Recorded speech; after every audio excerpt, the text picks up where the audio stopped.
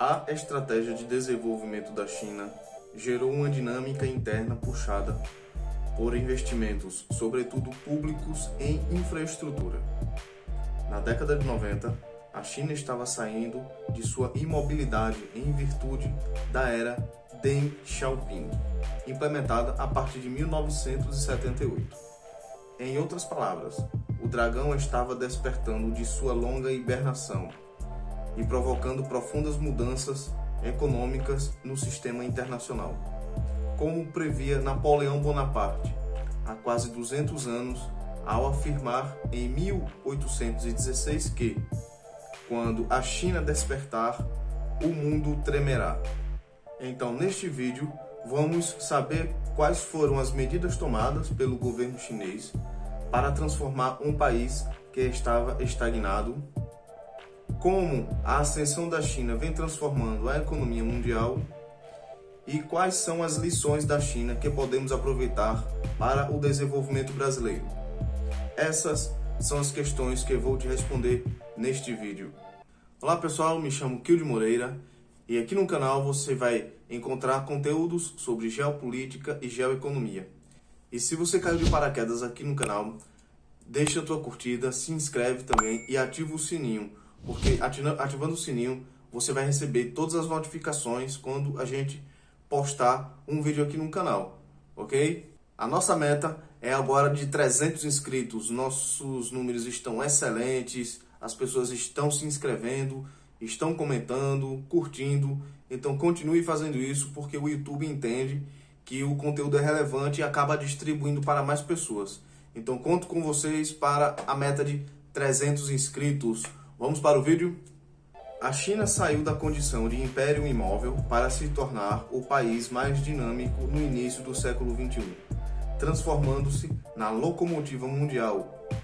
A economia chinesa cresce 10% ao ano há mais de 30 anos, entre 1978 e 2012, o que alçou a condição de segunda maior do mundo, atrás apenas dos Estados Unidos, de fábrica do mundo, de maior exportador e importador mundial.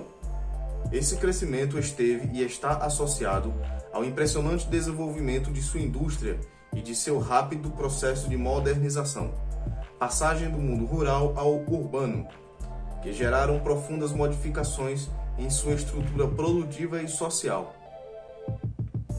Em 1978, a China tinha uma população em cerca de 956 milhões de habitantes e era um país rural.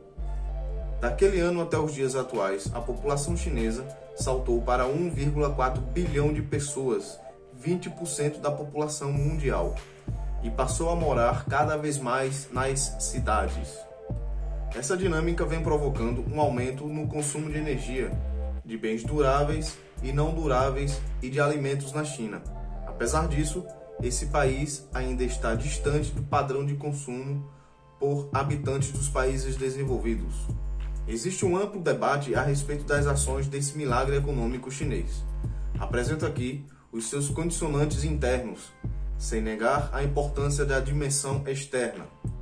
Em 1978, após a terceira plenária do 11º Comitê Central do Partido Comunista Chinês, configurou-se uma nova rota para o modelo de desenvolvimento da China, idealizada por Deng Xiaoping, pautada pelas reformas e pela abertura ao comércio externo. Essa mudança buscou deslocar a luta de classe como princípio de unir o partido com o Estado, colocando em seu lugar o princípio do desenvolvimento econômico como elemento que possibilitaria a ampliação das condições materiais da população chinesa e a manutenção do socialismo com características chinesas. As diretrizes gerais dessa nova rota chinesa foram: primeiro, a descentralização das decisões econômicas, redefinição do planejamento e do mercado, por meio da ampliação do papel dos mercados e por meio da delegação de poder para as províncias locais. Segundo, a adoção de padrões tecnológicos e de modelos de gestão empresarial do mundo capitalista. Terceiro, o o princípio estratégico da abertura ao mundo externo e da evolução pacífica. Para Deng Xiaoping, a China não seria respeitada se não se tornasse rica. Em suas palavras, só se pode falar alto quando se tem muito dinheiro. Para ele, só seria alcançado por meio da absorção de conhecimentos gerenciais e tecnológicos do Ocidente capitalista. Era necessário absorver mais capital externo. A estratégia do governo para criar esse espaço de aprendizado das práticas estrangeiras foi a configuração das zonas econômicas especiais e as zonas de processamento de exportações.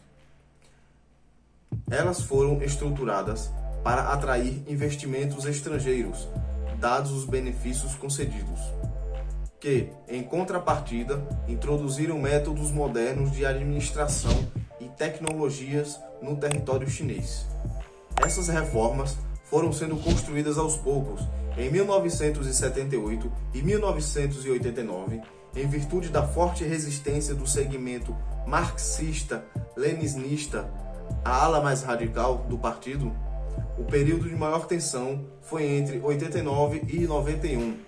Fatores políticos internos, articulado a queda do Partido Comunista da União Soviética, fortaleceram essa corrente que tomou o poder em 91.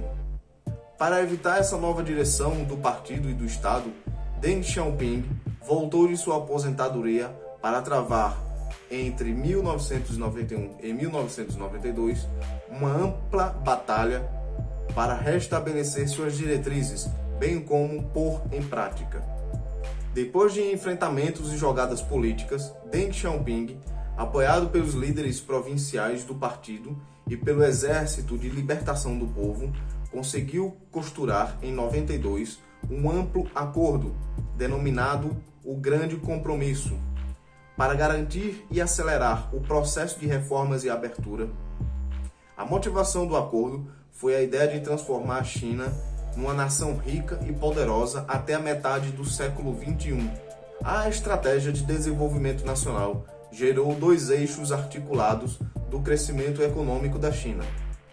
De um lado, a dinâmica exportadora, promovida pela configuração das zonas econômicas e pela política cambial, a manutenção do yuan desvalorizada em relação ao dólar. E do outro, a dinâmica interna puxada pela expansão dos investimentos, sobretudo os públicos em infraestrutura, como portos, rodovias, ferrovias e aeroportos. A expansão pela via do investimento foi possível em decorrência da reforma do sistema financeiro chinês, realizada em 1985, como criou instrumentos para direcioná-los para o investimento. Expandiu-se a participação do setor privado, mas o controle do sistema bancário foi mantido na administração pública, possibilitando o direcionamento da poupança das famílias e das empresas para as corporações públicas e privadas que desejam investir. Além dessas reformas, o crescimento chinês também vem sendo impulsionado por uma condução gradual da política monetária e fiscal, que combina a busca pelo controle inflacionário e pela manutenção do ritmo de crescimento estável e relativamente rápido, que garante a legitimidade interna do partido. Articulada aos elementos macroeconômicos, a política industrial foi e é também um instrumento importante para a dinâmica chinesa. Dentre as medidas nessa área, podemos destacar o crédito subsidiado para as empresas estatais por meio dos bancos públicos, os incentivos voltados aos investimentos estrangeiros de alta tecnologia, as barreiras não tarifárias e tarifárias, sendo que estas últimas caíram após a entrada da China na OMC em 2001. As políticas que estimulam a transferência de tecnologia por meio de mecanismos que requer a produção de conteúdo por empresas locais. Os múltiplos instrumentos que têm como objetivo criar empresas nacionais, privadas ou públicas, de classe mundial que possam concorrer com as empresas multinacionais. Em suma, essas medidas em conjunto, reformas e políticas que formaram uma estratégia nacional de desenvolvimento, foram determinantes para o crescimento da China. Crescimento que já dura há mais de 30 anos e vem provocando transformações estruturais na própria China e na economia mundial até os dias atuais. Bom, pessoal, como vocês viram, a China ela passou por uma transformação muito grande a partir da década de 70, com o presidente Deng Xiaoping. Ele fez o quê? Ele acabou mudando algumas formas ali de administração da China, que antes era um país fechado, socialista, e se baseava muito na economia da União Soviética.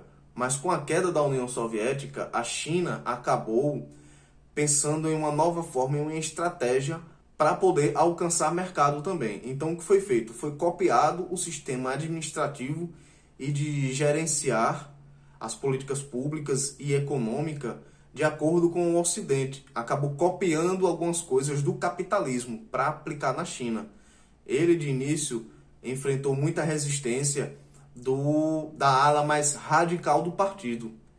Acabou que ele voltou da aposentadoria para conseguir colocar o plano em prática. Como uma dessas medidas, ele criou as zonas especiais econômicas e também as zonas de exportações pelo país inteiro. E uma dessas medidas foi o quê? Que foi bem polêmica. Ele acabou confiscando a poupança das pessoas e das empresas. Vimos isso aqui no Brasil, né? Aconteceu com o presidente Collor, que teve um final triste, né? Será que Collor tinha essa intenção também?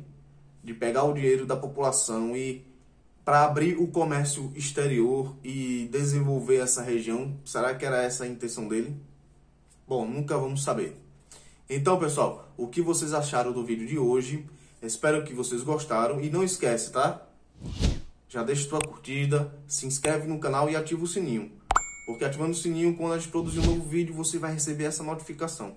E também comenta, coloca aí sua opinião, se você gostou ou que não gostou também. Para complementar esse assunto, falando sobre a China também, vou deixar aqui ao lado um vídeo falando da China, a China atual, onde ela está agindo bastante na África. Então acompanhe esse vídeo aí que tá top, preparado com muito carinho para vocês.